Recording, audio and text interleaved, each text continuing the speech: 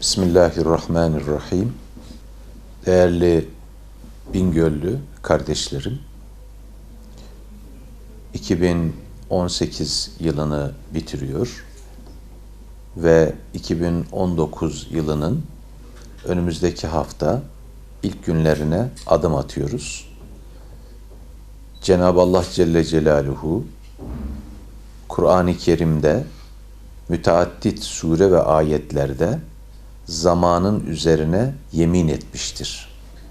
Vel asr gibi, vel kamer gibi ve şems gibi üzerine yemin etmiş ve zamana dikkat çekmiştir. Çünkü zaman bizim için çok önemli, kulluğumuz için önemli, geleceğimizi planlamak için önemli, ahiret hazırlığımızı yapmamız için çok önemli. Zamanla ilgili Efendimiz Aleyhisselatü Vesselam'ın da birçok insanların boş zamanını ve sıhhatinin kadir ve kıymetini bilmekte fazla dikkat etmediklerini ifade etmek suretiyle yine Efendimiz de zamana işaret etmiştir. Değerli kardeşlerim, Cenab-ı Allah'ın zamana işaret etmesi, zamanımızı iyi değerlendirmek, bir günümüzü diğer günümüze eşit yapmamak, ileriye doğru bakmak ve bu zamanımızı ahiretimizin kurtuluşu için vesile kılmamız bizim için çok önemlidir. Cenab-ı Allah'ın işaret ettiği konu da aslında budur. Başlı başına zaman tek başına bir şey ifade etmez.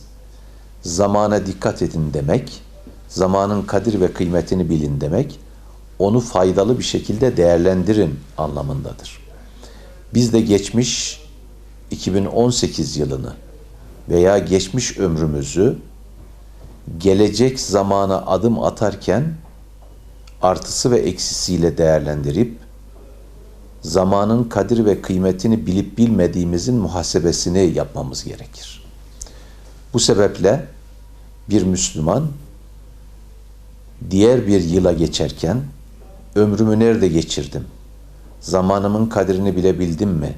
Sıhhatimin kadrini bu zaman içinde değerlendirebildim mi? Faydalı işleri yapabildim mi?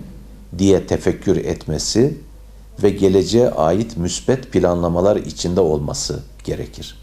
İşte biz yılı, zamanı, yılbaşını böyle değerlendirmekteyiz.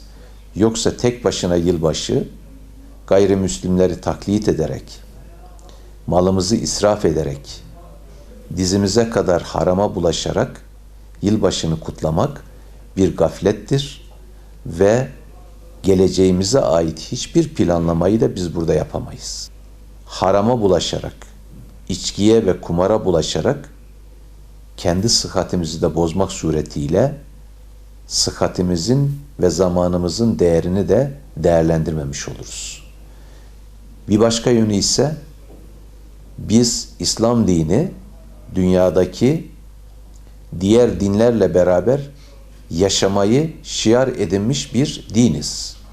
Zorla hiçbir insanı İslamiyete davet etmeyiz. Bizimle kavga etmedikten sonra biz onlarla kavga etmeyiz. Ortak yaşayabiliriz. Yüzyıllar boyu bu topraklarda biz ortak yaşamışız. Erzurum'un adı Ardı Rum'dur. Mevlana'nın ismi Mevlana Celaleddin Rumi'dir. Biz beraber yaşamışız. Bu ayrı bir konudur. Ama biz kendi değerlerimizi de inkıraza uğratacak söz ve davranışlardan da uzak kalmalıyız. Başkasını taklit ederek terakki edemeyiz. İlerleyemeyiz. Haysiyetimizi ve şerefimizi koruyamayız. Onlar kendileri gibi yaşamalı.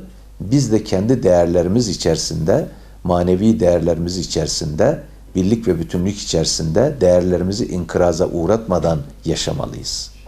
Ve değerlerimizin altına dinamit koyacak, örseleyecek davranışlardan da uzak durmamız gerekir diyorum.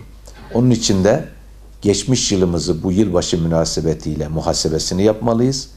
Geleceğe ait de müsbet ne kadar planlamamız varsa yapacağız ve faydalı mı zararlı mı bir ömür geçirdiğimizi, yıl ve zaman geçirdiğimizi yeniden değerlendirmemiz gerekir. Biraz önce de söylediğim gibi kuru taklitten de uzak, kendi değerlerimiz içerisinde malımızı, mülkümüzü ve bünyemizi, sıhhatimizi israf etmeden yeni yılımıza planlı, programlı bir şekilde geçmeliyiz diye düşünüyorum ve hepinize saygılar sunuyorum.